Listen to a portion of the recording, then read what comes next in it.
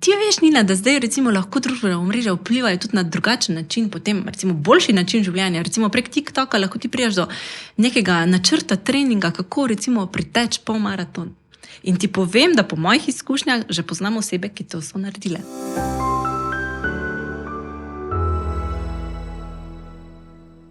Družbena omrežja. Tukaj so, nekateri jih uporabljamo s pridoma, spet drugi tarnajo, da kaj pa je sedaj tega treba, nekateri se jim izogibajo in jih sploh ne uporabljajo. Ampak tukaj so, z njimi si lahko marsikaj začnemo, imajo prednosti in slabosti, tako kot vsaka nova stvar, vsaka inovacija, ki je nekako spremenila družbo. Danes sem v goste povabila eno prav posebno osebo, ki sem jo spoznala še, lahko bi dejala, v študentskih letih. Sedaj pa je vodja družbenih omrežij za slovensko turistično organizacijo, blagovno znamko iFeel Slovenija, Nina Colarič-Cvirn. Lepo pozdravljena. Pozdravljena. Kolikor mi je znano, upravljate največ profilov na družbenih omrežjih s skupnim številom sledilcev 1,6 milijona. Ja, res je. Ok, Nina, 1,6 milijona ljudi upravljaš tako rekoč ti. Bi rekla, ja, da sem odgovorna za komunikacijo več kot torej v večini tujim sledilcem, predvsem tistim, ki pač spremljajo Slovenijo, slovenski turizem oziroma ki jih želimo nagovoriti, da si izberejo Slovenijo kot turistično destinacijo. Torej, upravljamo z več kot 12 profili na družbenih omrežjih, ki so sicer postopoma nekako se vzpostavljali. Gre za zelo specifično komuniciranje na vsakem kanalu posebej, nagovarjamo različne ciljne skupine in različne ciljne javnosti po državah. Cilj pa je povečanje prepoznavnosti Slovenije kot turistične destinacije in to nam je zdaj v zadnjih 14-15 letih precej dobro, bi rekla, uspelo, no? Da smo nekako v stiku in v trendu, kaj se dela in kaj komunicira. In na ta način pripomoremo k povečanju števila turistov v Sloveniji. Nina, zdaj vsi tisti, ko delamo z družbenimi omrežji, ko se mogoče bolj, bi rekla, profesionalno s tem ukvarjamo, vemo, da je res to naporna služba. To dejansko moraš biti stalno 24 ur tako rekoč prisoten. Kaj zajema tvoje delo? Kako se ti tega lotevaš? Kako izgleda tvoj delovnik? Kako slediš vsem tem trendom? To je res zelo fleksibilno področje. Jaz bi dejala, da tako rekoč ti sploh ne spiš, no? Pa še s celim svetom dejansko komunicirati. Ne, ni tako. No. Je pa razvoj v bistvu res se spremenil. No. 14-15 let nazaj, ko smo začeli vzpostavljati kanale, ko mogoče se še mi ne spominjamo, kdaj točno smo si naredili kak profil na Facebooku ali pa na drugih omrežjih, ne, smo začeli na drugačen način komunicirati. Delale so se strategije, v bistvu nisi vedel točno kako, ampak si potem v sklopu nekih trendov začel vzpostavljati neko komunikacijo itd. In znotraj v bistvu teh različnih kanalov si potem nekako tudi pomagaš, naj si bo z orodji, naj si bo z nekimi pristopi, ampak dejstvo je, da družbena omrežja so živa materija, o tem se veliko govori, uporabljajo jih številni ljudje, torej eni več omrežij, drugi manj in temu potem prilagajaš tudi komuniciranje. Zdaj, moje delo osebno tako se mi zdi spremenilo v zadnjih 14 letih, odkar sem recimo aktivna na tem, no.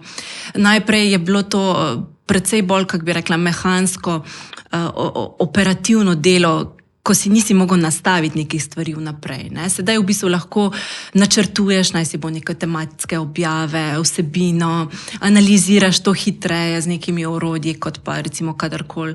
Obenem pa poslušaš, kaj drugi govorijo o tebi. Ne? In bistveno je, da veš, kaj o tebi govorijo, da lahko da v bistvu ta mnenja uporabnikov uporabiš v svoj prid in na ta način dejansko potem izkoristiš to za tvojo promocijo. Zdaj, moj delovnik je čisto normalno, si ga prilagajam, ampak zagotovo so tiste notifikacije na telefonu včasih urgentne, ko moraš nekaj odgovoriti, zato da ne vzbudiš in ne povzročiš neke nepotrebne panike. Zdaj, primerno, v zadnjem letu je zagotovo bila izjemna situacija v avgustu, torej neka naravna stvar, ki je ohromila recimo potovalne navade nekih turistov, ki so že bili na območju, recimo Slovenije, ne? Ali pa tisti, ki so prihajali, in v takih trenutkih je potem potrebno takoj odreagirati. Ne glede na to, kje si, je to velika odgovornost, kaj komuniciraš, ker s tem dejansko vemo vsi, ki delamo na družbenih omrežjih, povzročaš reakcijo ljudi, ne? In moraš biti torej vešč in pripravljen, naj si bo krizno komunicirati, obenem pa tudi načrtovati vnaprej neko strateško komunikacijo. Ne? Ker ko ti nekoga izpostaviš, naj si bo neko lokacijo, neko območje, takoj povzročiš neko reakcijo. Ne? Naj si bo pozitivne, negativne kritike in s temi moraš potem tudi znati smiselno torej operirati. Ampak je zanimivo, ne, dobro, mogoče, če ti komuniciraš, veš, slovensko javnostjo, ne, mi vemo, kakšne so naše kulture, ne. Zdaj, naprimer, vi prihajate na kitajski trg, ne, tam je druga kultura, drugo obnašanje, drugo življenje, druge vrednote. Absolutno, ja. Kako? Tukaj gre v bistvu bolj za neko sodelovanje z izvajalcem, ki v bistvu to tudi komunicira v skladu z odobritvami, privolitvami, torej nas, kaj so tiste ključne tematike. Ampak so pa tiste specifike, ki jih nekdo zgolj ve, ki nekje živi, ki jih pozna itd. Tako. Recimo, konkreten primer je to, da se torej azijski ali pa prekomorski trgi zelo širijo, da se povečuje prepoznavnost Slovenije tam in to je potem tista neka minimalna prisotnost, kjer želiš v bistvu, če druga ne, vsaj spremljati in malo spremljati, kaj si nekdo misli, kaj je nek splošno znano o neki destinaciji. In recimo kitajski trg je tak, da je zelo pozitivni odzivi so strani recimo tistih, ki so že bili ali pa načrtujejo torej izbiro Evrope ali pa potem posledično Slovenije kot destinacija za potovanja. Kaj pa, naprimer, kaj jih pritegne, če smo zdaj glih pri azijskem trgu? Kaj je tisto, da jih pritegne? Različno. No. Kako so sploh prišli na Slovenijo? Ne? Po moje je tudi neka lastni interes, recimo spoznavanja Evrope, različnih destinacij itd. Zdaj eni imajo potem točno specifične želje, kaj videti. Potovanja se spreminjajo od tistih večjih grupnih potovanj, ne, skupinskih. Ko smo bili na vojni, da so prišli. Ko smo vsi z avtobusi, ne, se to zdaj spreminja, ne, individualna potovanja, tudi veliko torej solo tistih, ki iščejo neka doživetja, hodi recimo po Evropi. In potem v bistvu na ta način ti generiraš lahko tudi neko povpraševanje, nek interes, ki se potem lahko rezultira v naslednjem nekem obdobju, v nekih letih prisotnosti. Je pa dejstvo to, da kdorkoli karkoli dela na družbenih omrežjih, je verjetno prvi cilj to, da si viden, da si prepoznaven. Naj si bo to neko podjetje, ki trži neke stvari, naj si bo nekdo, ki v bistvu prodaja neke storitve, da pomembno je v bistvu, na kakšen način ti vključiš te svoje produkte, storitve in kakšne so tiste vrednote, ki jih preko družbenih omrežjih lahko izražaš. Ne? Tako da gre za neko usmeritev, ki je potem nekako usklajena tudi z neko krovno promocijo, v mojem primeru slovenskega turizma. Prej sem že malo tako namignila, dejansko gre za neki 24-urni delovnik, ampak ti si iz Celja, si Celjančanka. Ja. Rojena sicer v okolici Celja, ne? Rojena sem v Celju, ampak izviram iz Kozjanskih hribov, podeželja. Tako da podeželje ti je blizu, ampak vseeno delovno mesto je po Ljubljani. Kako pa to handlaš potem? Pa v bistvu vzameš zakup, ne? Zdaj se je tudi način dela spremenil, imamo možnost dela od doma. To ste imeli že prej ali sedaj med COVID-om? V bistvu je zdaj ta COVID naredil to vrstno možnost širše, ki gre tudi v skladu z nekimi trendi sodobnega načina dela, predvsem, ki ti omogoča recimo delo nadaljavo, učinkovito delo nadaljavo, če ne delaš neposredno z nekimi ljudmi. Tako da to je v bistvu, tako se mi zdi, minimalni, zdaj je prepreka iz kje.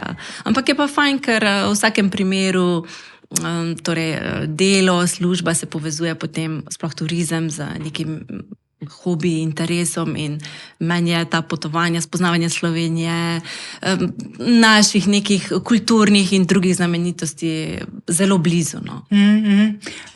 Zdaj v zadnjem času vem, da je bilo kar, bi rekla, dosti medijske pozornosti tudi na tebe usmerjene, predvsem zaradi tega, ker pobiraš svojo ekipo seveda, kar take prestižne nagrade z področja družbenih medijev, tako tujini, kot tudi pač na našem slovenskem področju. Ja, res je. Tu gre za neko vzajemno delo, ekipno delo, no, v sklopu torej organizacije. Gre za to, da se tudi vlaga vedno večje torej finančne sredstva oziroma usmeritev gre tudi v neko strateško komuniciranje na različnih področjih, od spletne strani do družbenih omrežij, do drugih načinov plačljivega in ostalega oglaševanja. In v sklopu tega so seveda družbena omrežja pomembna. Torej, vedno več je tudi teh dogodkov ali pa konferenc, kjer želijo to izpostaviti, torej način komunikacije in absolutno to našo ekipno delo in se odraža zdaj tudi, da smo se prijavili na razne te mednarodne konference in potem smo tudi dosegli take zavidljive uspehe. No, moram reči, da konkurenca je vedno hujša, zato ker kreativno napredovanje in komuniciranje je zdaj prisotno povsod. Sem pa zelo vesela, ker je to v bistvu potrditev našega dolgoletnega dela, predvsem v smislu nekega strateškega pristopa komuniciranja. Torej nevsiljivega, mi vemo, kaj so trendi, ampak kako jih v bistvu vključiti, ne? Da nisi zgolj instantne, ker vse dejansko nam je zdaj postalo instantne, si bo neka življenja itd. In je treba biti fokusiran in to je v bistvu res potrditev tudi našega nadaljnega, dobrega, vzajemnega dela vseh, ki smo posredno in neposredno vključeni. Ne? Ker da je nekaj dobro, je zadnji podpora, ekipa. In to me v bistvu tako je fajn je dobiti. No? In smo ponosni. No? In se mi zdi prav je, da se tudi pohvalimo, no, na ta način. Tega je verjetno premalo. No? Tega je premalo. No? Ja, še posebej zato, ker smo Slovenija. In se mi zdi, včasih smo tako, ne vem, nam je... Da se ne smemo pohvaliti, ne? Ampak kaj je lepšega kot komunicira domovina in celotno Slovenijo, recimo, ne? Ki je tako raznolika, bogata z številnimi stvarmi. Ne? To ti gre kar kurja koža po telesu, ne? Ko si potem dobiš odziv strani sploh tujcev, ne? Da jim je všeč, da jim vzbudi neka čustva, kot je znamka Eiffel Slovenija, ne? Da čutiš ti Slovenijo preko različnih torej čutov različnih. No. Zdaj, bila si tudi potem na tem podelitvi nagrad v Berlinu?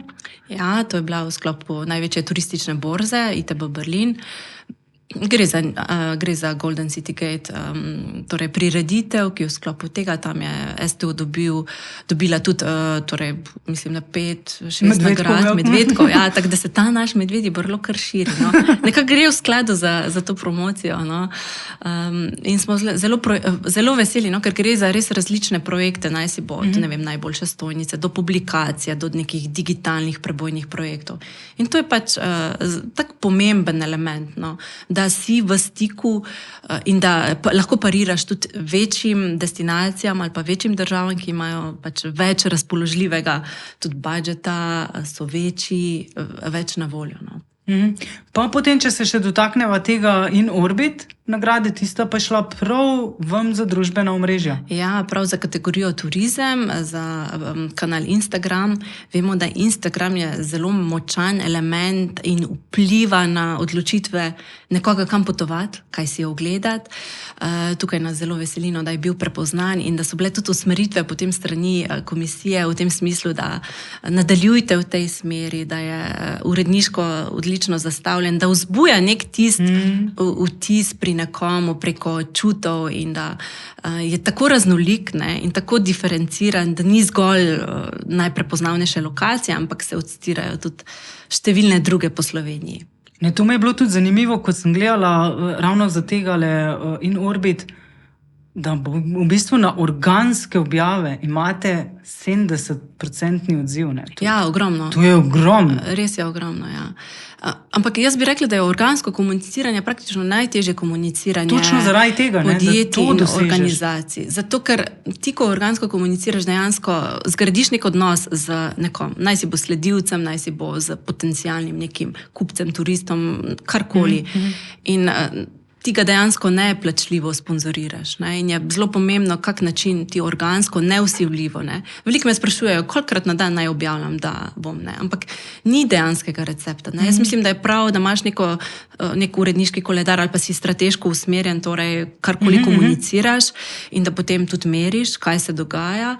Pa predvsem, da skušaš potem nekako biti v komunikaciji z sledilci. Torej, družbena omrežja so res dvosmerno komunicirane. Ljudje pričakujejo v eni uri nek odziv. Naj si bo nek napotek na svet, kam iti, kaj početi, koliko stane, ne vem, kje kupiti karkoli. Ne. Kdo potem to komunicira? Imamo, torej, orodje nam omogoča zelo hitro komunikacijo, torej, ko nekdo sporoči, se odzove v najkrajšem možnem času. No. Če so kompleksna vprašanja, malo več, ampak dejansko so to taka hitra vprašanja, ki jih lahko 1, 2, 3 odgovoriš.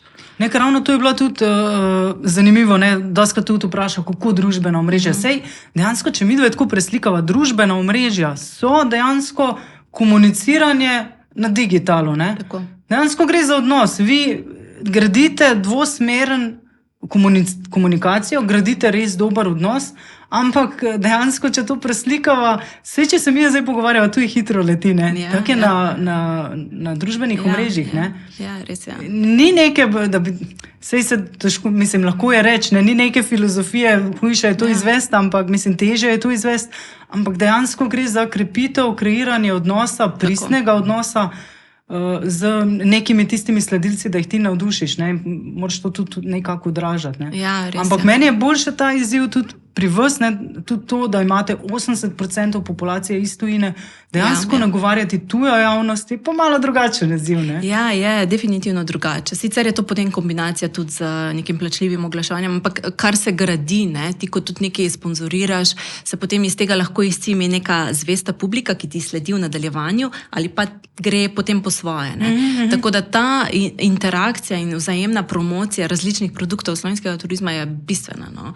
Torej, da komuniciraš doživetja, produkte, nekaj, kar nekoga nagovori, torej kam iti, kaj so tiste recimo atrakcije, ki jih lahko v nekem območju vidiš. Ne? In potem tudi vidiš odzive strani sledilcev, ali da načrtujejo, ali da si bojo dali to v svoj, ne vem, potovalni načrt, ali pa da so že bili nekje. No? Tako da je v bistvu ta odziv v večini primerov, no, kaj je razlika recimo na teh naših kanalih, je to, da so večinoma pozitivni odzivi.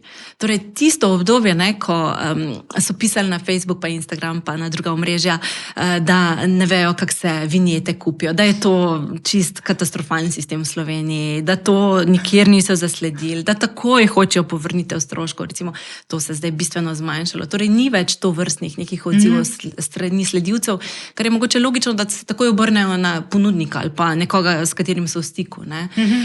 Tako da so v večini pozitivni, kar je pa pol tudi zagrajenje blagovne znamke, torej neke prepoznavnosti, ne, destinacije tudi zelo dobrodošlo. No. Torej, fajn je prejemati to odzive, še posebej, če so pozitivni. Če so pa negativni, pa absolutno reagiraš in se odzoveš in sprejmeš pobudo, razrešiš situacijo, kolikor je v tvoji moči. Tako da ne pustiš nekoga v negotovosti, kar je v bistvu ne. Čeprav po drugi strani pa vemo, ne, imamo ljudi, različne tipe uporabnikov družbenih omrežij. Naj si bojo stalkerji, ki samo gledajo, ne puščajo sledi, nekdo, ki skozi komentira. Tako da smo si različni. Ne? In tukaj potem gre zadnji tudi vsa ta psihološka v bistvu analiza teh družbenih omrežij, ki se zdaj tako uporablja v vseh znanostih praktično. Ne? Kakšen vpliv ima to tudi na družbo in kaj odraža potem družbo preko tega. No?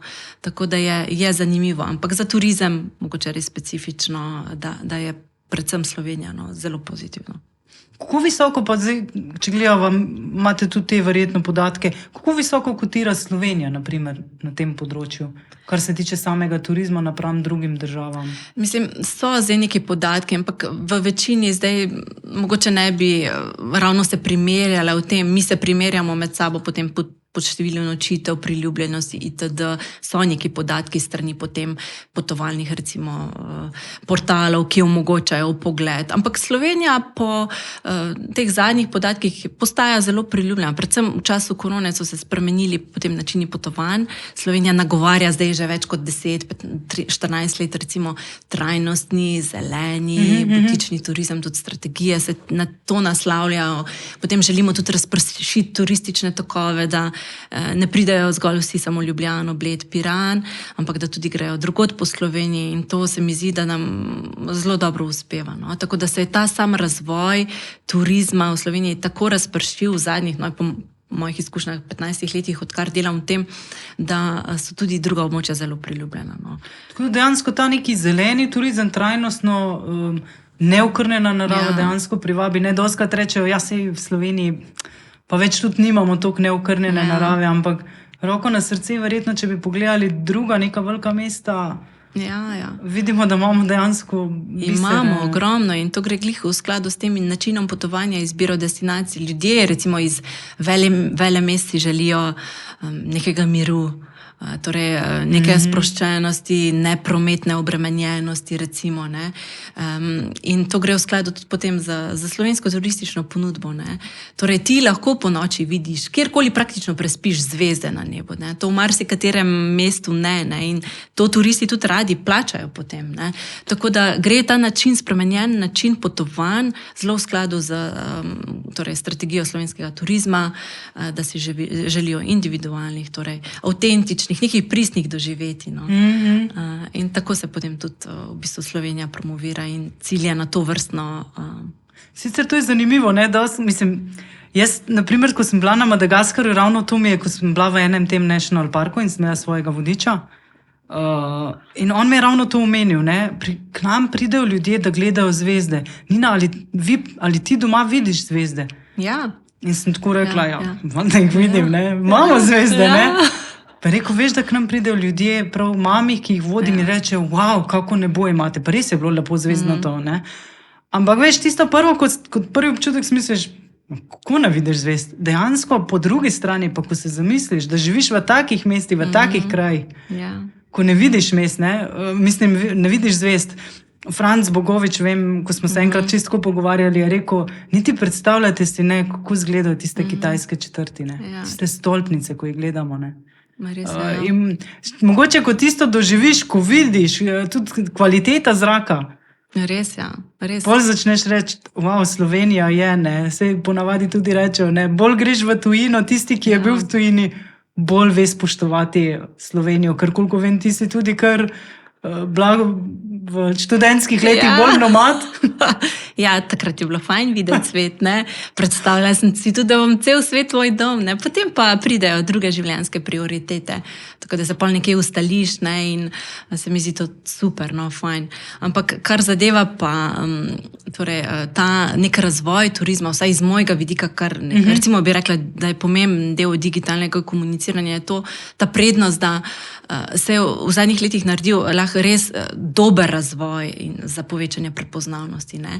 Si pa obenem želim, da ne bi želeli, da to takoj izbruhne v neki eksponentni rasti števila turistov. No. Da je vse nekako, da lahko območja, lokalna območja, torej destinacije sprejmejo turiste, ampak nekako v skladu z razvojem. Ne. Noben si ne želi, da bi bilo pretirano, ne. Ampak tudi turisti si želijo, da so lokalno prebivalstvo vključeni, da so tudi potem ti dogodki in da je nekako to vzajemno povezano in s tem ti tudi privabiš potem veliko tudi drugih, recimo. Zdaj li si omenila, vem, da je bilo to zadeva pri Hallstattu v Avstriji, ne? Čudovita vasica, ampak v končni fazi, če pa tako vzameva, pa polna turistov in dejansko je to postalo zelo moteče, no. Ni več tiste take idilične, ko mi vidimo slike, vem, da tudi na Tajskem, če se zdaj tam dotaknem, vem, da tiste, ko poslikajo, ne, ampak dejansko realnost je pa povsem drugačna. Ne. Tega mogoče še na Bledu ni toliko zaznati, ne rečem niti zdaj Slovenske Gorice, naprimer. Tu pa tam kakšen turist prije, pa še tistega bolj, ko ne gledamo, glej turist, ne. Ne, ampak jaz mislim, da to, recimo Hallstatt, pa to so povzročila tudi družbena omrežja. Torej, vsi so hoteli iti tja, ne, in se slikati tam. Ne. Sej tudi v Sloveniji hočejo vsi na Bled, pa se tam slikati, pa potem to objaviti. No. Ampak je pa res, da se je zdaj to spremenilo, no, ker so tudi močna druga omrežja, torej postali smo močni tudi uporabniki in s tem tudi ti privabiš nekoga drugod. Ne. Povečaš pozornost tudi na kakih drugih lokacijah in to se mi zdi tako fajn, no, da se razprši potem to. No. In da ni motiv več zgolj to, da ti prijaš na neko mesto, da vidiš potem neko nerealno situacijo, ki se sicer objavlja, ker to je pa največji faktor, torej nezadovoljstva, da so pričakovanja večja potem od nekega doživetja na destinaciji. No. Tako da ne objavljaš, kako je vse, kako ni nikogar nikjer v zadju, pa toliko ljudi, da niti videti ne moreš neke znamenitosti. Tako da jaz bi rekla, da družbena omrežja imajo tudi lahko negativen vpliv, ampak je treba to brzati in če si odgovoren za neko komuniciranje, moraš se res strateško odločiti, naučiti, kako komunicirati, da ne pride do nekih navzkrižnih in potem slabih reakcij strani sledilcev in uporabnikov. To mogoče čisto laično, tudi nasplošno, ne? Tudi uporabniki se mi zdi, da nimajo toliko dobro v sebi, ne, odgovornosti, Ja. kaj se objavlja, kaj je gor prisotno, ne, da ti nosiš tudi odgovornost za posledice, ki nastanejo pri tvoji objavi. Bodi si kot poslovno, bodi si kot privatne. Ja, in če pogledam, se mi zdi, da tudi podjetja, organizacije zelo veliko vlagajo tudi potem v izobraževanje, v polnomočenje kadra, kaj vpliva potem tudi recimo na komuniciranje. Kako v bistvu sploh komunicirati? Mislim, še vedno se soočamo s tem, da nekdo nima zaščitenih računov in potem zlahka nekdo udre, pride do dvojnih nekih profilov itd. Torej, zaščita in predaja znanja, izobraževanja na tem področju se mi zdi zelo pomembno, od mlajših generacij do starejših. Tako da tu je odgovornost potem na vsakmu, recimo, ki komunicira, da dejansko to tudi nekako vključi. Da veš ti s tem, kaj povzročiš, ko v bistvu nekaj komuniciraš. Ta odgovornost se mi zdi bistvenega pomena, pa naj si bo kjerkoli v življenju. Da veš, kaj povzročiš s tem, ko tako komuniciraš. In s tem gre zdaj tudi, se mi zdi, vedno lažje, torej vedno več je tudi specializiranih naj si bo strokovnjakov, agencij, ki imajo to vrstna znanja in se mi zdi, da je zelo pomembno, da se potem podjetja, organizacije, kdorkoli, ki komunicira na spletu, opolnomoči in dejansko pridobi to vrstno znanje. Ker dejstvo je, da ta digitalni marketing je postal tako razširjeno področje, specializirano v zadnjih letih, zelo hiter razvoj, tudi sama veš, kako je v bistvu zelo specifično. Ali si analitik, ali si, ne vem, strokovnjak za SEO, ali si strokovnjak za video marketing, naj si bo za katerokoli področje, je postalo zelo specifično. In pomembno je, da se to zavedamo in da se opolnomoči torej uporabnike na tem področju. Tudi kakšne imajo potem posledice. Prej si se tudi zdaj dotaknila, kar se tiče izobraževanj. Tebe tudi ful navdušuje, da lahko to znanje naprej predajaš. Kaj, na primer, ko greš na teren, kaj so tisti najbolj, bi rekla, izzivi, vprašanja, kaj jih tere, ko prideš res na lokalna območja? Tu bi predvsem iz lokalnega območja bi se navezala na to, da so podjetja ponudniki predvsem one-man bandi. Torej, ena oseba za vse. In ti, ko strežeš nekoga ali pa organiziraš, rezerviraš, ne vem, imaš nek booking čez, imaš obenem še komunikacijo, pa še druge stvari in je težko v bistvu biti sam za vse. Važno pa je, da se nekoga opolnomoči in se potem znotraj ekipe ali outsource ali v bistvu dedicira neko osebo, ki je za to odgovorna in pridobi neka znanja. Predvsem, recimo, kaj je največji tak tisti pomislek, je to, da si vsi želijo potem biti prisotni takoj, recimo. Zdaj je recimo tak nek bas je ta TikTok. Vsi bi želeli biti na TikToku, ampak noben ne ve, kako bi ga upravljal in zakaj bi ga sploh. To je meni tudi fenomen. Vsi bi rekli, ker to zdaj je trend, jaz hočem biti na TikToku. Ampak kaj je, na primer, tvoj odgovor? Ampak moj odgovor je vedno postopoma, a si res želiš, koga želiš ciljati? Ker ne ciljamo kar takoj vse. Torej, postopoma ne pride uspeh takoj čez noč. Še enkrat bom povedala, instant, mislimo, da bo instant, tako je lahko instant kava, instant vse. Na družbenih omrežjih in pri komuniciranju ne gre vse tako hiter.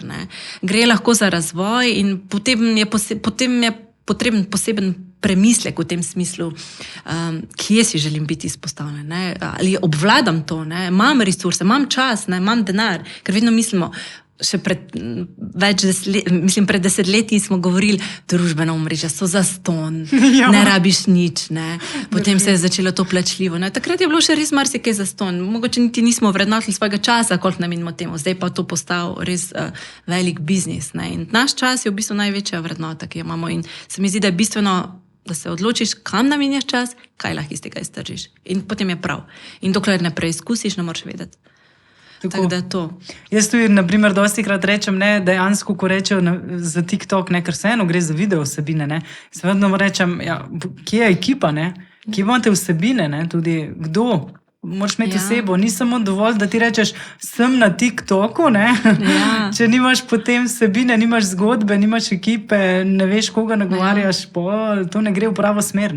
Tako. In tu je res bistveno, da si nekdo, da se torej opolnomoči s tovrstnim znanjem, da ga te tudi nekdo usmeri, kam lahko greš. Ne? In kaj lahko iz tega narediš, ker vsak je odgovoren za svoje komuniciranje praktično sam. Ne? Tisto, kar se v spletu o tebi govori, pač moraš ti nekako nadzorovati in če druga ne vključiti v svojo potem lastno promocijo. Ne? Vem, da imamo kar Slovenija polno nekih športnikov, ki res blestijo na svojih področjih. Z njimi sodelujete tudi vi, kot slovenska tiskovna organizacija, iFeel Slovenija, naši promotorji. Reči mi, kako je sodelovati z njimi, kako to izgleda, kako se to začne? Prideš ti potem tudi v stik z njimi? Jaz dobesedno ne, to skrbi kolegica in naša ekipa za to, ki si potem na nek tak način nekako pridobimo neko dolgoročno sodelovanje. No. Jaz moram reči, da je to zelo pomemben element promocije Slovenije v tujini. Oni so od Dončića, Pogačarja, Rogliča, Garnbret, so veliki ambasadori, obenem so izjemni ljudje in nam je lahko včasno, da lahko potem sodelujemo na tem področju. Ni pa to samoumevno, ne? Zato ker ti ne pariraš velikim podjetjem, ki sponzorirajo njih, ne? Ampak igraš potem tudi na zelo pomembno noto, torej neke domovine, torej promocije Slovenije. In oni kot ambasadori izvirajo iz tega območja, so zelo pomembni. In ta stik in potem ta odziv strani turistov, ne? Pridem v Slovenijo zaradi Dončića, ne? Pridem zaradi Pogačarja, ne? In želim izkusiti kolesarstvo po Sloveniji, je velik motiv, no? In so bistveno pripomogli k promociji. In se mi zdi, da je tudi fajn, da je naš cilj naprej ohranjanje teh vezi, ki pa so zelo, kako naj rečem, specifične. No? Ni samoumevno, moraš biti zelo spoštljiv in pričakovanja nekako vzajemno nekako graditi nek tak odnos, no, da lahko vzpostaviš to sodelovanje. Zdaj, na primer, če bi tako gledali, potem, ko si rekla, da analizirate tudi stvari, to mora biti krivulja res eksponantna, ko Dončić nekaj objavlja. A to se vidi? Mislim, absolutno se. Vse, ampak spet na različnih območjih. Ne? Torej Dončić, Evropa, Španija, torej ZDA, tudi kakšne azijske, torej veliko se govori. Ne? To so v bistvu res prepoznavne osebe in potem tudi mi se lahko navežemo na promocijo, recimo Slovenija zadnji, no, z nekimi kreativnimi vsebinami, da promoviramo, on pa je iz tam pa tam, ne? To pa lahko doživite v Sloveniji. In ta odziv je potem res dober, predvsem recimo v času nekih večjih športnih tekmovanj. No. Tako da letos si zagotovo tudi obetamo še od drugih športnikov, tudi če nimamo recimo nekih neposrednih sodelovanj, ampak vseeno so neke nacionalne torej ekipe, ki tekmujejo potem na različnih teh, da zvišujejo potem tudi interes za Slovenijo. Ne? Če vidijo Slovenijo na Euro 2024 v Nemčiji, si predstavljam, da bo tudi več potem interesa in se izražal to na družbenih omrežjih ali pa na spletu iskanj o Sloveniji. Kako pa, na primer, nastavite tudi sodelovanje, na primer, rečemo, ne vem, zdaj z Janjo ste že dlje časa sodelujete, ne? Kako potem pride, mislim, ko se vi dogovorite o samih vsebinah, ki jih ona objavlja, kako gre to? Se dogovorimo, predvsem gre tu za neko, moram reči, subtilno promocijo. No. Ni to zdaj kot neko glasno, tu se mi zdi predvsem pomembno, da se ohranja neka avtentičnost strani tudi nekoga. Ne. Če nekdo preferira neko območje, absolutno si želimo tudi, da to pokaže, objavi. Če nekdo trenira po slovenskih cestah, da to pokaže in objavi. Tako da gre v bistvu za neko subtilno promocijo, ki v bistvu zvišuje potem tudi prepoznavnost na ta način. Če se še mogoče malo dotaknemo še enega straha in trepeta, tako rekoč bi lahko rekla, umetna inteligenca in njena orodja. Jaz bi rekla, mi tudi, ko smo bili na zadnjem Digitu, no, tam je bilo tudi rečeno, da tukaj je, ne, dejstvo je, da bo se obdržala zadeva, stvar se nekoč, ko se je začel internet, je bilo tudi ne. Jaz pač rečem, mislim pa tudi, zdaj smo imeli eno okroglo mizo, debatni večer in je bilo pač rečeno, potrebno je s premislekom to jemati, zagotovo, ne, ampak jaz eno mislim, zadeva se meni zdi čisto v redu, ker bi jo jemala kot pripomoček, ne. Tako. Zakaj si ne bi pomagali s tem, če je na voljo? Ne? Tako, ja. Kako pa vi jemljete na tem področju? umetno Mislim, inteligenco. jaz bi rekla, da orodje. digitalni marketing že vključuje te tehnologije že zelo dolgo. Zdaj je lansko leto prišel ta boom za chat GPT in se mi zdi, da smo takrat šele podali pozornost, ne, kaj vse zadnji dela. Ampak dejstvo je, da vsa torej oglaševalska kanali in omrežja to tehnologijo uporabljajo že dlje časa, že več let, ne, tako da ni nekaj drastičnega novega. Bi pa rekla, da iz vidika uporabnosti in nas kot samih uporabnikov, naj si bo za neko torej službeno ali pa privat dejavnost, so pa to neke vrste pripomočki, ki nam lahko pohitrijo ali pa izboljšujejo torej pripravo nekih vsebin, idej itd. Ampak dejansko moraš imeti neko znanje, da potem lahko to uporabiš. Nikoli, recimo tudi, če uporabiš, ne vem, chat za neko vsebino objave, tega neposredno ne objaviš potem. Vedno moraš dodati nek svoj torej, dotik, no, neko svojo besedo. Se dejansko bralci to zaznajo, ne, in potem je brez veze. Ne. Tako da jaz bi rekla, da so to odlični pripomočki, če jih znaš tudi dobro uporabljati. Ampak zagotovo pa pohitrijo stvari in so uporabni in tako kot vsa tehnologija nam olajša stvari. Vemo, da zdaj, ne vem, naredimo v svojem delovnem času bistveno več, mogoče kot smo naredili 15 let nazaj, ne? Ker imamo razne pripomočke, ki to pohitrijo in smo učinkovitejši. Tako da jaz bi rekla, da je tu potrebna torej uporaba, da se zavedamo, da to je, da se priučimo, kako uporabiti in da to uporabimo v sebi v prid. Zdaj, naprimer, če se še mogoče dotakneva, bi rekla, bolj lokalno, ne? Smo v Slovenskih Goricah, bi rekla, trudijo se, da bi postale bolj turistom privlačne. Tle je, meni se poraja vprašanje tudi verjetno drugim ljudem, koliko teh turistov si mi dejansko želimo, ne, da vseeno pa ni tista gneča, ker potem je pa že zna biti moteče. Imamo kar nekaj lepih takih točk, ki jih želimo izpostaviti, ki jih želimo promovirati. Zdaj so se nedolgo potem tudi povezali v to destinacijo Štajerska. Kako ti mogoče to spremljaš, to bi rekla napram drugim pokrajinam po Sloveniji, Štajerska regija? Ja, jaz mislim, da se odlično povezujejo med sabo, da je vedno več inovativnih nekih prebojnih projektov, ki se potem odražajo in se lahko promovirajo tudi širše.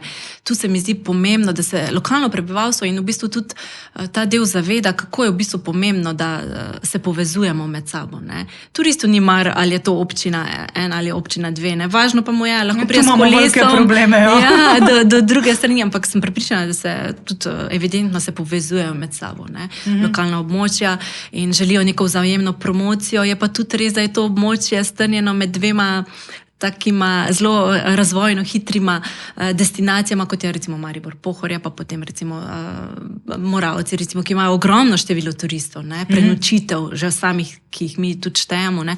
Tako da tukaj so priložnosti za razvoj številne, od vseh teh izpostavitev kulturnih, dediščinskih nekih aktivnosti, umetnosti, aktivnosti na prostem. Tako da tu je recimo moj vidik zelo, tak se mi zdi, usmerjen, da se res nekako ciljno potem povezuje in usmerja neko promocijo. In se pridobi potem zagotovo veliko tudi obiskovalcev, dnevnih in tistih, ki pač želijo nekaj doživeti na tem. In gre v skladu potem tudi z razvojem ponudbe na samih destinacijah. Kaj pa mogoče bi rekla, da so tle na tem področju izzivi za lokalno skupnost kot tako? Pa se mi zdi, da je pomembno, da si ne nadejamo, da bi zdaj drastično, eksponentno nekaj razširili, da bi pridobili ne vem kakšno število, no? Ampak da gre neko vzajemno promocijo z trendi, torej za iskanjem nekih butičnih nekih dejavnosti, ki so v skladu z potrebami turistov. Torej razvoj neke avtentične ponudbe, od kulinarike do potem recimo nekih kulturnih znamenitosti, ki vemo, da se vedno bolj tudi obnavljajo, da so vedno bolj tudi dosegljive, odprte za javnost. Ne. Tako da je to fino. Recimo zdaj vem, da se je odprl grad Borl, nisem še bila, ampak bom zagotovo šla torej v Haloze, sicer naprej, no, ampak da se recimo potem na ta način tudi nekako uskladi neka promocija, no, in da se poveča prepoznavnost tako znotraj, kot potem tudi zunaj, torej govorim v tujini. Zdaj, mogoče se mi dala sem tako preblisk, mi imamo tukaj tale grad Hrastovic, ne vem, če se po avtocesti na desni strani, res taka baročna, čudovita zgradba. Zdaj trenutno so noter še stanovalci socialno-varstvenega zavoda Hrastovec, dejansko grad se prazni. Zdaj pa lokalna skupnost tudi razmišlja, država je lastnik, da bi dali neke vsebine, ki bi bile tudi turistom naravnane. No. Ravno v tem tednu mislim, da so imeli študentje arhitekture iz Ljubljane predstavitev njihovih kreativnih idej. Polno jih je, zanimive so vse. Je pa kar izziv vseeno pridobiti turiste v sam grad potem. Ne? Mislim, kaj misliš? Verjetno je treba nagovarjati z vseh področji. Ni samo, da bi zdaj rekli, bomo pa odprli digital in bo kar... Ja, ne, nagovarja se z vseh področjih. Nekako je treba potem uskladiti promocijo na spletu, tudi mogoče na kakih, ne vem, drugih torej, dogodkih v živo itd. In tako recimo povečati prepoznavnost nečesa. No? Ampak recimo, ko si omenila grad, to leto in naslednje leto je ključna tematika, torej se usmerja promocija v kulturo in umetnost, gre zelo sovpada potem tudi recimo ta tematika z neko nacionalno usmerjenostjo, kaj želimo še bolj skomunicirati. No? Ne, da zdaj zamrznemo vse druge, ampak da še damo dodatno pozornost. Ne vem, jaz osebno se spomnim, da je bilo prekrasno doživetje prenočitev na gradu Grad na Goričkem. Ne? Mislim, to so pa recimo vemo, da je več slovenskih gradov, ki ponujajo prenočitve. To so neki potem unikatni, neki taki utrinki, ki privabijo lahko številne turiste, ne? In omogočijo potem neko res doživetje drugačno, kot je drugje. Ne? Ti ne greš gledati samo nekih zidov, ampak želiš začutiti potem neko, naj si bo zgodovino, kulturo, nekaj, kar ti da potem tam. No? Nekaj, kjer se počutiš dobro, zato ker ima neko preteklost. Ne? Mogoče se zdaj še greva malo dotaknemo bolj v, bi rekla, osebno življenje Nine, ne? Midve dejansko, zanimivo, ne? Malo si kdo bi rekel, pa odkje se pa vi poznata, ne? Jaz se spomnim najbolj, bi rekla tako, jaz sem tudi bolj že zelo domoljubka, moram priznati, bolj sem potovala, bolj mi je bila blizu Slovenija, to je res, ne?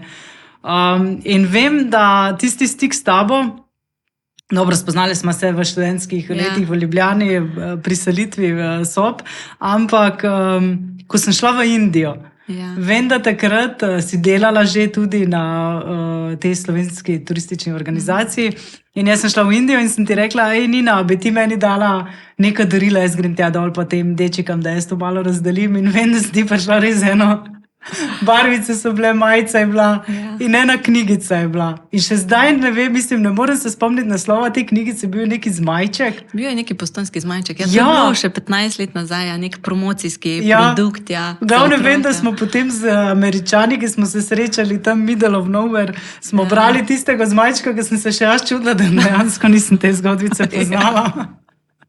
Ampak rekla bi, da dejansko na nek način turizem smo ljudje, ko je bila tudi takrat tista promocijska kampanja. Ne? Če ti čutiš Slovenijo, če ti res si ponosen na to, potem to lahko tudi odražaš, ko se predstavljaš in to ljudje tudi vidijo. Ne? Tako kot ti, ko greš tujino, kot vodja družbenih omrežij, kot ti razlagaš s tem žanrom, v očih je to čist nekaj drugega. Ne? Ja, ampak vsi smo ambasadori naše domovine, tudi ti, ko greš na neko potovanje, tudi nekdo, ki gre službeno nekje, s tem krepi.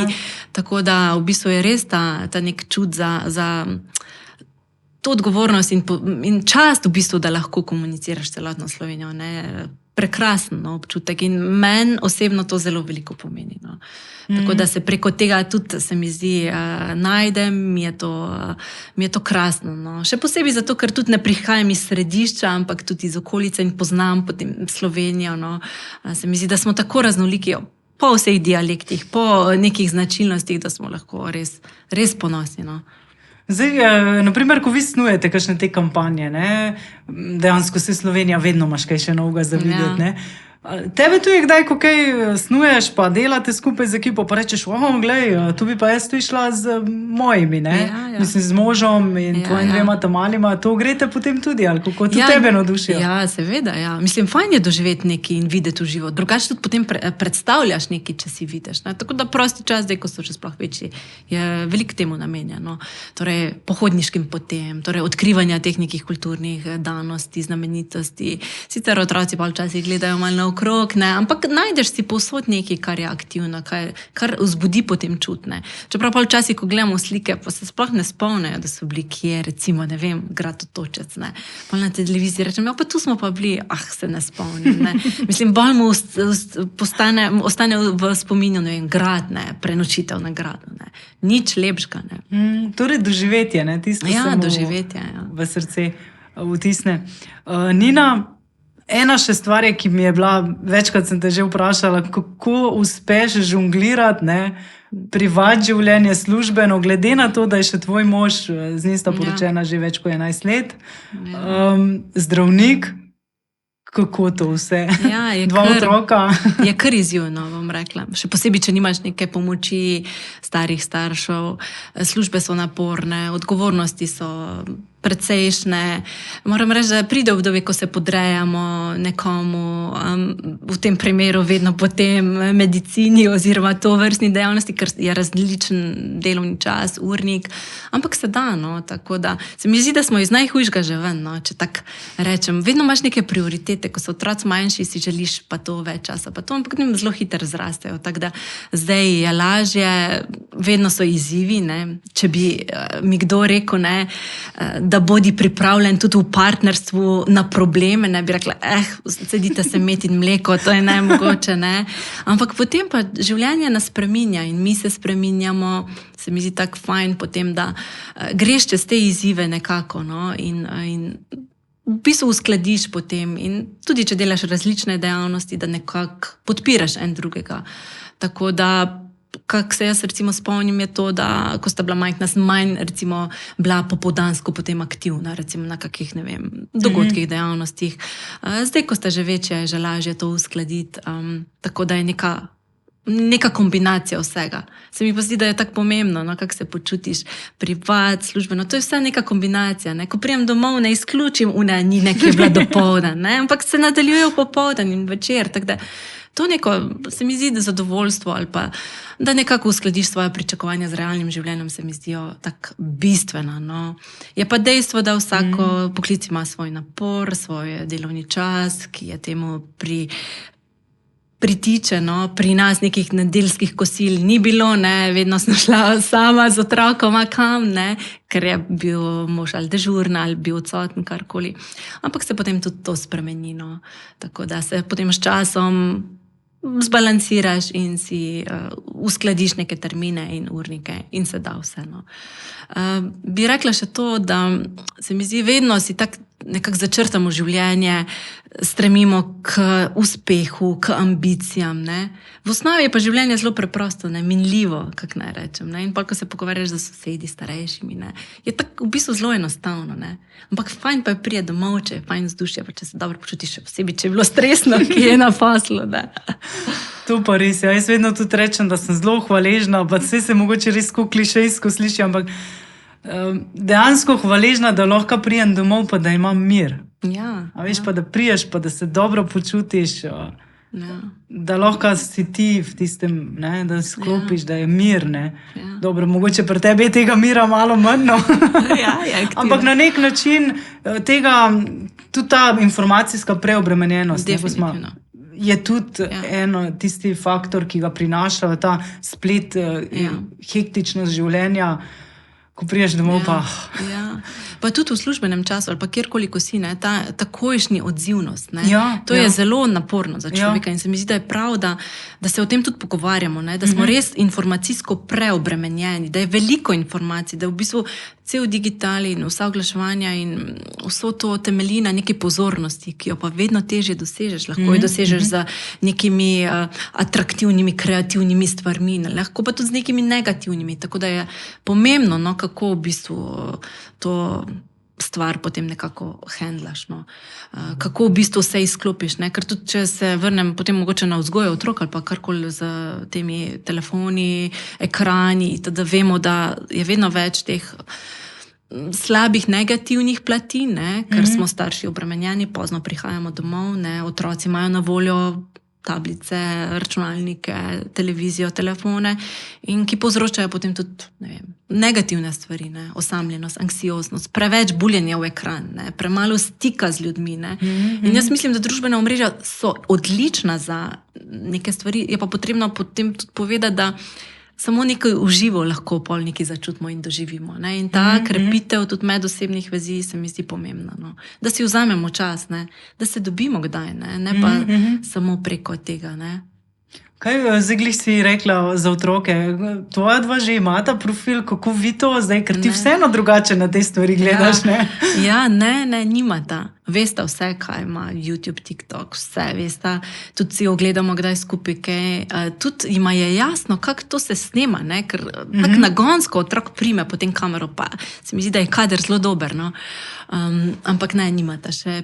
In zagotovo jim še nekaj časa ne bomo dovolili, ampak si pa želim, da se izobrazijo in da z neko svojim vzgledom naučim, kako to uporabljati v svoj prid, ne pa tako, da je potem njihova, recimo otrokova samopodoba, njegova samopodoba odvisna od števila všečkov. To je grozno. Tega se mi zdi, da je vedno več. Tudi ko sem se pogovarjala z direktorjem socialno-varstvenega zavoda, mi se sicer pogovarjamo, pa zdi se mi, da duševne bolezni pri mladih, ravno tudi zaradi družbenih omrežij, tako rekoč nekako so povezane, bo velik problem. Se mi zdi, da bo vedno večji problem in da bomo se o tem mogli pogovarjati, prevzeti odgovornost. Naj si bo kot starši, kot družba, kako omejiti to, zakaj v bistvu uporabljati to in kako v bistvu nekako preprečiti zlorabe, ki nastanejo zagotovo pri vsaki tehnologiji lahko. In tu je naša odgovornost. In moram reči, da me to kar skrbi. In se mi zdi, da moramo več narediti na tem področju in se več izobraževati, tudi v šolah, tudi starši.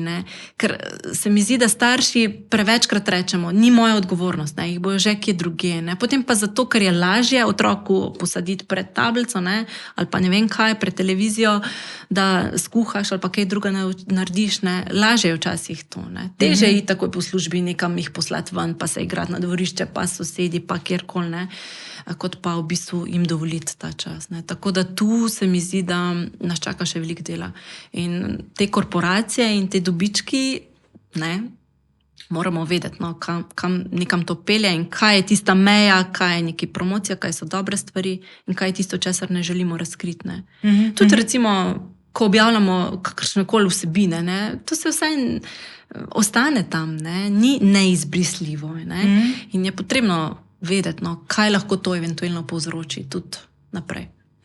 Saj mogoče bi jaz tudi rekla še, da tega se tudi premalo zavedajo neki mnenjski voditelji. Res je. Kaj dejansko oni s tem počnejo? S tem sporočanjem, kako sliko ven oni dajo, dejansko bi mogli vedeti, da so posledice za tem, kako oni komunicirajo.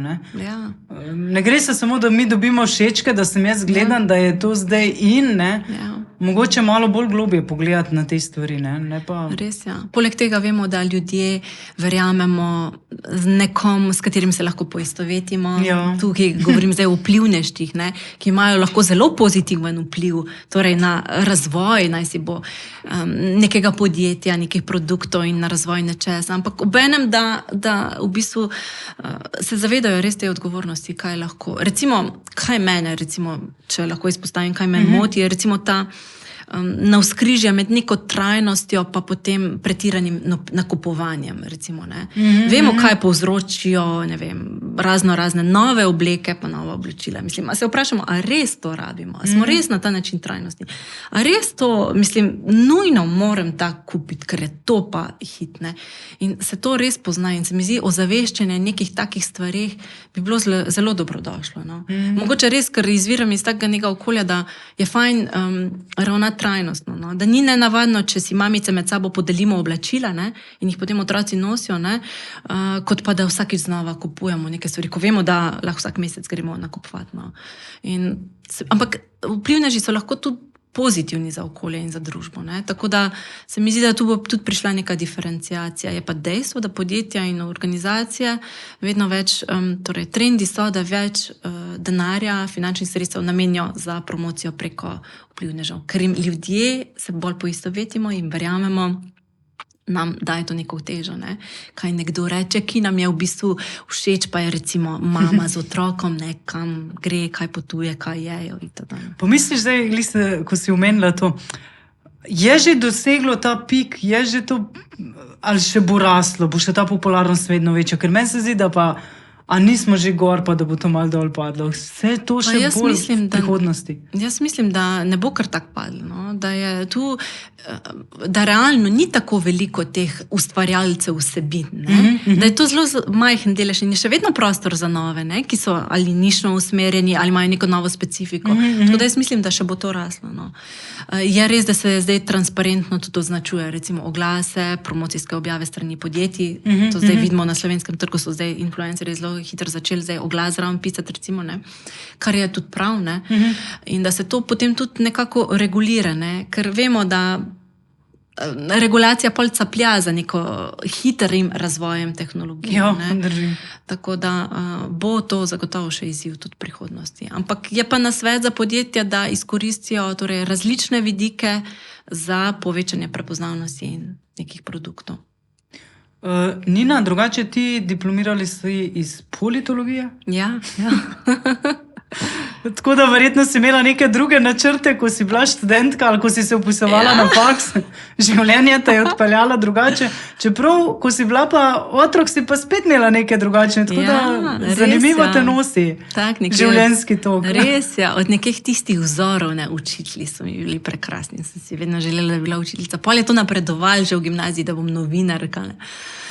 Potem pa je to prišlo na fakulteto za družbene vede in se mi zdi, da mi je dala zelo tako fajn, tako široko znanje, kritično vrednotenje, smersnja s politologija. In mi je fajn, no, da sem pridobila to vrstno znanje, ki ga pa dejansko moraš vedno znova nadgrajevati. Karkoli počneš, se mi zdi, da je. Pa sploh v naši generaciji se mi zdi, da je zdaj bo to samoumevno, ne, da se do konca življenja izobražuješ, uporabljaš nove tehnologije, pripomočke, ki ti omogočajo to življenje, to nekako delo itd. No. Ni pa specifično zdaj zabetonirano, no, kaj lahko počneš. No, tako da, kot se spomnim, se je veliko potem nas, mojih sošolcev iz faksa, usmerilo v različne vode. No. Tako da. Ti pa si še nedolgo nazaj tudi magistrirala. Ja, to je bil nek tisti dolg iz preteklosti. Mislim, v življenju imaš res prioritete in nimaš prioritet. Ne? In vedno rečeš, ti bom naredil, kar so moje prioritete. In več kot 10 let se nisem mogla spraviti k zaključku tega magisterskega dela, ampak sem ga napisala, potem je šli z drugim pogledom, drugimi očmi. Kaj si imela temo? Imela sem temo vpliv COVID-a na delovanje STO, torej neke te evalvacije, torej vrednotenje nekih ukrepov, predvsej tak, z nekaj mogoče z drugimi očmi lahko to naredila, no, kot diplomo prej, ampak je fajn, no, se tako vedno znova potem videti. Je pa tudi res, da se je v tem času toliko spremenil, da ko urejaš vire, ko iščeš vsebino, ne, je tako drugače. Ne. Tudi zdaj, recimo, si lahko uporabljaš za umetno inteligenco pri pripravi različnih vsebin. No. Tako si bojo verjetno tudi vsi študentje v nadaljevanju lahko pomagali s tem, ne. In bo izboljšalo potem tudi nek ključni dokument. Pri meni je bilo to zgolj to, da nekako ad acta finiširam nek projekt, ne, ali da se odločiš, da ga končaš, ali pa nikoli več ne govoriš o tem. Ne. Tako da to je tistne. In je tak psihološko pomemben element, no, da ustrajaš in cenim vse tiste sošolke in sošolce, ki so recimo že imeli otroke, pa so potem diplomirali, pa se učili, pa delali izpite, ne. Ker je tak zahtevno, ne, pa še služba zraven, pa še... Pa jaz imam isto, veš, koliko zdaj, ko govoriš pa razlažeš, pa mislim, pa jebentiš, ne, jaz imam isto ta dolg, ne, dejansko magistersko delo me sam čaka, ne, pa kar to odlašaš, pa ni časa, pa je služba, pa moram delati, pa delamo, pa... Ja, res je. Ampak vedno noter pa te malo žre, ne? Ja. To je tisto, pol moraš nekaj zaključiti, ne. Tako s fantom, ne, ali zaključiš z njim, ali pa ti še naprej z njim, ne. Ne moraš biti nekaj vmes, ne. Drži. Tako da isto je. Mi smo se že drugače z sodelavkami malo pohecali, ne. Zmago dejansko tudi nekaj izpitov mu še manjka, pa potem magistersko delo in smo si zadali cilj, da bomo vsi skupaj magistrirali. Kolektivni cilj, ne. To je res tisti kolektivni motivator, ne. ti veš, Nina, da zdaj recimo lahko družbena omrežja vplivajo tudi na drugačen način, potem recimo boljši način življenja. Recimo prek TikToka lahko ti priješ do nekega načrta treninga, kako recimo priteč polmaraton. In ti povem, da po mojih izkušnjah že poznam osebe, ki to so naredile. Torej, da te to motivira, ne? Da te lahko družbena omrežja tudi na nek način pozitivno motivirajo, ne? Da narediš neke aktivne spremembe v življenju. Ne? Ker drugače je življenje polno izgovorjev in samo rangiranje prioritet. To je bolj pomembno, to je manj pomembno. Tako da, zanimivo, no? Vsi delijo lahko tudi take vsebine, ki potem res spremenijo rutino. Veš, tu si dobro izpostavila, ne? TikTok, ne? Veliko krat omenjajo slabe stvari, bolj kot ne tudi mediji, ne? Tudi mediji dosti veliko vlogo nosijo okoli tega, ne? Ampak izpostavijo samo slabe stvari, ne? Kaj vse so mladi delali, ko imajo neke tekmovanja in gor dol, ampak ne izpostavimo pa teh dobrih plati, ne? Ja, res je. Fino bi bilo včasih tudi mogoče dobre stvari izpostaviti, ne pa samo tistih slabih, ne? Pa dejansko kritično, ne? Kar na nek način, mislim, kot medijska komunikologinja bi res rekla, v osnovnih šolah manjka ta predmet, ne? Kritičnega razmišljanja, dojemanja medijev, branja, ne? Tudi upravljanja z spletom, ne?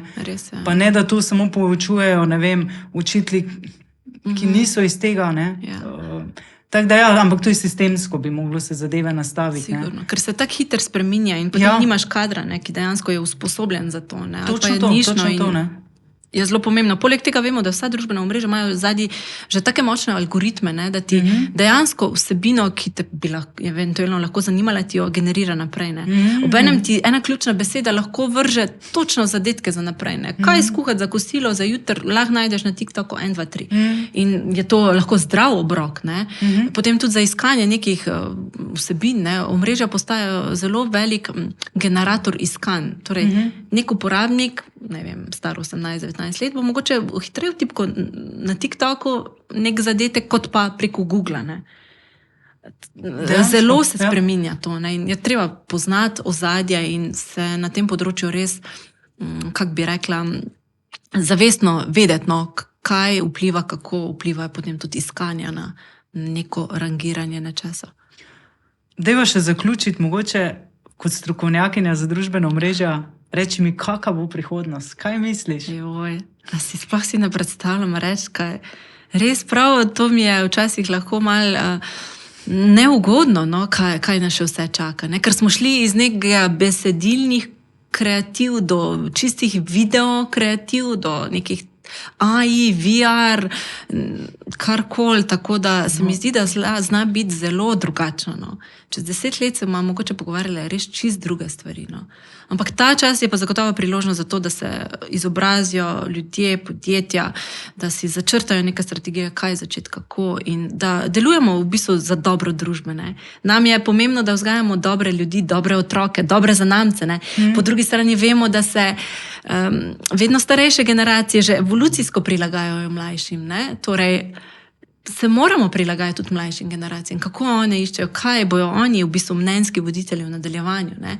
Babica, ki objavi neko slikco na nekem, bo hitreje dobila vnuke na zajtrk, ne, s palačinkami, kot pa da ne bo recimo uporabljala takih stvari. Ne. Tako da mi zdi, da se moramo tega zavedati, ne. In da ne smemo govoriti, joj, oni pa sam to uporabljajo, ne, ampak na drugačen način pristopiti tudi do drugih ciljnih skupin k komunikaciji. In res to zavedanje, prilagajanje komunikacije različnim ciljnim skupinam je nujno. No. Drugače pa vemo, mladi se ne bojo prilagajali starejši, ne.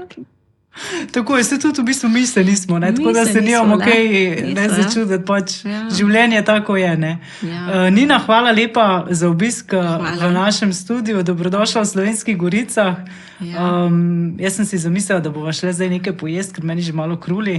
Bova še na eno doma, mislim, na eno tako pristno kosilce k šikarju.